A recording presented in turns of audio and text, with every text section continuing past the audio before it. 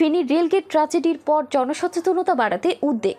গত 28শে জুন ফেনী শহরের রেলগেট এলাকায় ট্রেনের ধাক্কায় এক মা ও ছেলে নিহত হওয়ার পর পুরো শহর জুড়ে নড়েচড়ে বসেছে ট্রাফিক প্রশাসন।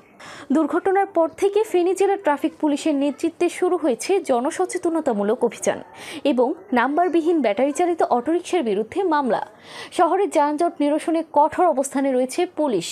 ট্রাফিক প্রশাসন BMSM শওকত হোসেন জানিয়েছেন, শহর জুড়ে চলবে এই অভিযান। দুর্ঘটনা প্রবণ এলাকাগুলোর দিকে বেশি নজর দেওয়া হচ্ছে।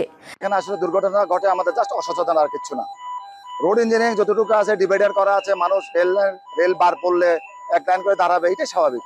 কিন্তু আমাদের কিছু কিছু মানুষ, কিছু মোটরসাইকেল ড্রাইভার দেখবেন, CNG ড্রাইভার এবং বিশেষ করে আপনার যে ব্যাটারি রিক্সার ড্রাইভার, এরা আসলে তো ওভাবে প্রশিক্ষিত না এবং তারা এটা মানতেও চায় না। আর কিছু কিছু যাত্রীও আছে, ওদেরকে পুশ করে যে উল্টা দিকে তাড়াতাড়ি চলে যাওয়ার জন্য।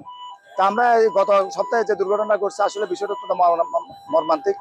একটা মা এবং সন্তান এখানে মারা গেছে, তা উল্টা দিকে যাওয়ার জন্য। তা আমরা এরপরে জেলা প্রশাসক মহোদয়, আমাদের পুলিশ সুপার মহোদয় সহ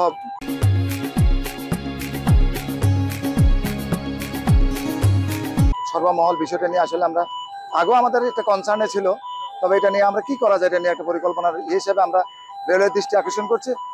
করার কারণে আপনি দেখছেন যে দুই পাশে এখন আলাদা করে বার দেওয়া হচ্ছে এবং রেললাইনের এই আশপাশটা যাতে ভীষণটা ক্লিয়ার হয় ড্রাইভারদের জন্য, এটা পরিষ্কার করার কথা বলছি আমরা স্টেশন ম্যানেজারকে।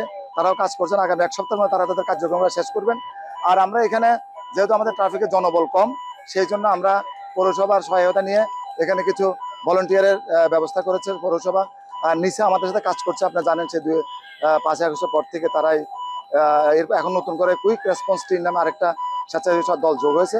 আমরা এদেরকে নিয়ে আমাদের ট্রাফিকের জনবল দিয়ে এই জায়গাটা যাতে যানজট মুক্ত এবং দুর্ঘটনা মুক্ত করা যায়, সেই প্রচেষ্টা চালিয়ে যাচ্ছি। সাধারণ জনগণ ট্রাফিক পুলিশের পদক্ষেপকে সাধুবাদ জানিয়েছে।